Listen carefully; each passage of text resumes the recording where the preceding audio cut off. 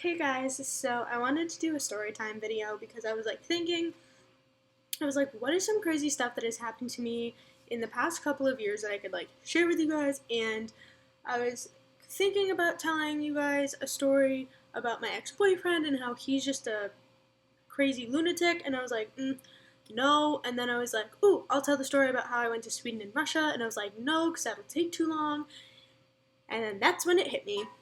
When I was in Sweden, some crazy thing happened to me, and I was like, this is it, I have to share it. So, as you guys can tell by the title, it is the time I got stalked on a cruise. So, creepy, I know, but, I'm not making this up, this really happened, and I think it's funny now, and at the time, I was pooping my pants, I was scared, and I just wanted to, leave and go home. This was the summer of 2011.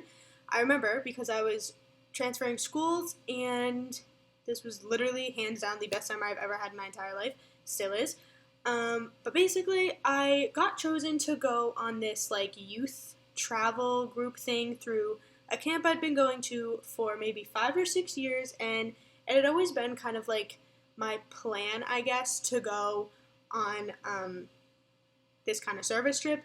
They had international trips to obviously Sweden and Russia, because that's what I'm talking about, Japan, China, Peru, Costa Rica. I believe now there's Ireland. There's just a whole ton of them now. So I was lucky enough because mine was 2 countries and all the other ones were just one. So I felt lucky. But basically, what happened is we're leaving Russia to go to Sweden. So what we had to do is we had to take a train to somewhere in, I think Denmark.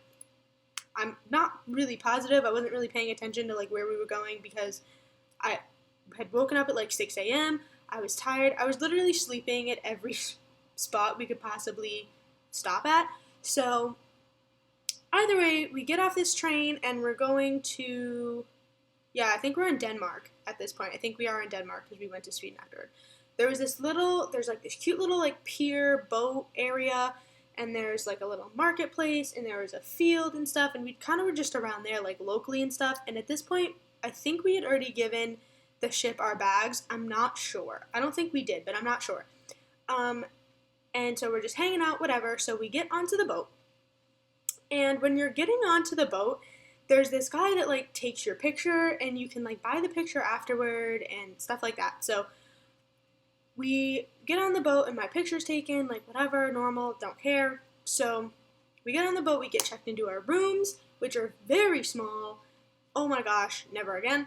We check into our rooms, we get comfortable, we go have dinner, everything is going fine. I was not freaked out, I was thinking nothing could possibly go wrong at this point. So me and my friends that are on this trip, we were just let's just explore the ship. Let's see what there is to do, what kind of things. There was 2 bars. There was I'm not even joking, there was a nightclub for 18 and up, and of course at the time we're we are literally 14. 14. Okay? 14 years old.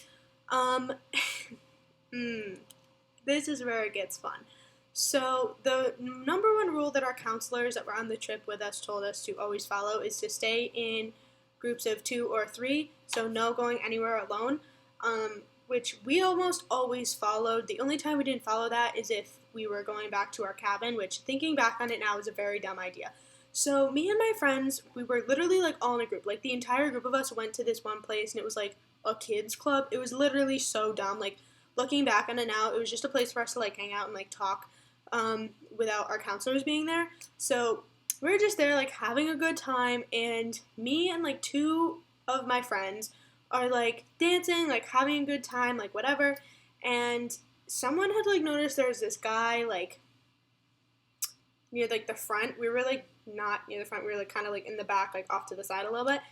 And someone had noticed this guy taking pictures. He had this really big professional camera, and he was literally taking pictures of us and other kids, which we thought was so weird. We didn't know if he worked for the boat. We we just didn't know, like, what he was doing and why he was taking pictures. Like, we didn't know if he was a parent. Like, we just didn't know.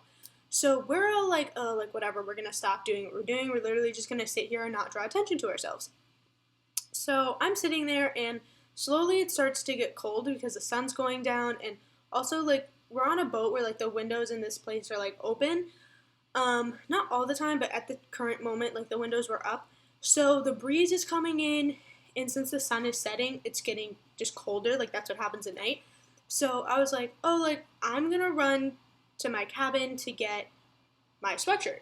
So I didn't really think anything of it. I leave, and I go make my way down to my cabin.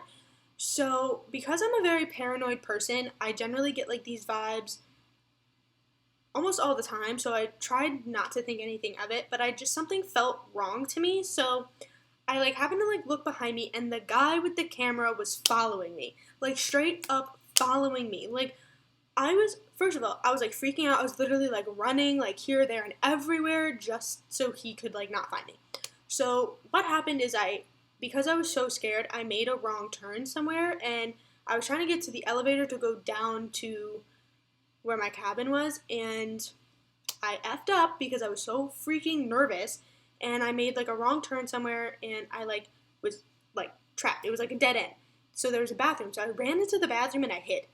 I literally hid there for what felt like 20 to 30 minutes, and it was probably only, like, 2 or 3, and I, like, poked my head out of the bathroom, and there's no one there, and I was like, okay, like, I think I'm safe, so I'm gonna make my way back to where my friends were. So I'm going up, like, these stairs, and I run into my two best guy friends who I literally, like, love to death. Like, they are my favorite. They're literally my brothers. Their names are Pat and Jesse. And I ran into them when I was going up the stairs, and they're like, are you okay? Like, what happened? Like, what's going on? I was like, what do you mean? Like, I'm fine. Like, I'm safe. Like, nothing happened. They're like, that guy followed you out. I was like, wait, what? Like, I knew what had happened, but I was kind of, like, in shock. Like, I just didn't want to admit to it. And I was like, wait, what? So they were like, yeah, so I had my friend, like, my two guy friends, like, come down with me to the cabin so I could grab my sweatshirt because I was still cold. Like, I just wanted my sweatshirt. So I grab it, and I go back up to the dinner, and, like, they don't let you in, like, without, like, knowing who you are. And we're like, oh, like, we're going to see, like, our parents or counselors. I don't know what we said. We just said we were seeing our guardians. So we go and we find them, and we told them everything. Like, it wasn't just me and my friends Pat and Jesse. It was literally, like, all of us. Like, we went in together, and we told them, and they were like, all right, like, here's the plan. So the plan was that I literally couldn't go anywhere without 3 to 4 people now. So it wasn't just, like, for everyone else's safety. It was, at this point, it was just for my safety. Like, everyone else can go in 2s and 3s. I could only go in 3s and 4s. So that was already scary on its own, and I was not feeling it. And my friends, Pat and Jesse, thank God for them. I love them to death. They were always my buddy. Like, if I had to go anywhere, they were going with me. Like, that's how insane this whole thing was. Like, I can't even express to you how crazy it was. So I was lucky enough that I got a cabin with, you know, two other people that was right next to Pat and Jesse. So, like, I was fine. I felt safe no matter what. But the next day, I, like, couldn't sleep at all that night. I was so nervous. I was literally so scared. Like, I just wanted to get off this boat. I wanted to go to wherever it was that we were staying, where I knew he wasn't going to find me, like, ever. And so we are, like, the morning of, we had breakfast. We were, like, up on, like, the top of the ship. We were looking, because we were approaching Sweden at this point, and I was so excited. I was like, yes, finally we get to get off this thing. So we, like, see the land and stuff, and it's so, so pretty. Absolutely gorgeous. I'm obsessed.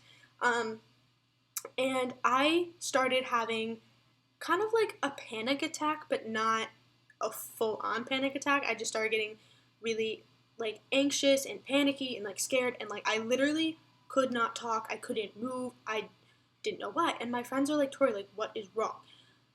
In front of me, like, in front and to the side a little bit, I saw the guy again, or someone that looked just like him, and I was scared, and I just needed to leave.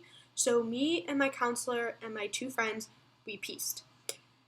And so we're, like, packing up all of our stuff, and I'm at this point, like, already, like, shaken, because you can only leave the boat by like sections. So since we were on like the last section, like we were basically the last to leave, but because we're a group, they do it differently. I think they do like sections, and then within the sections they do like groups of a certain amount or more. I'm not really sure. I don't really like remember how they dismissed us. But anyway, so we're up on like the top, and there's a ton of people.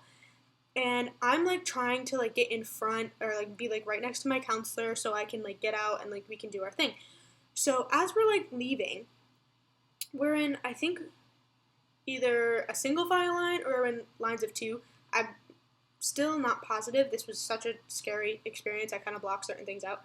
But anyways, I remember being next to one of my friends, and I like happened to like look behind me because someone had said my name, and I was like, oh. So I looked behind me and I saw the guy. Like I completely ignored whoever was calling my name. Like I ignored them. I see the guy behind me and I'm like, oh my God, like what is going on? Like this person has got to stop. And he's getting closer and closer and closer and closer to my group in general. And I'm already scared, not only for my safety, but obviously for my friends, like my counselors. Like I'm just scared in general.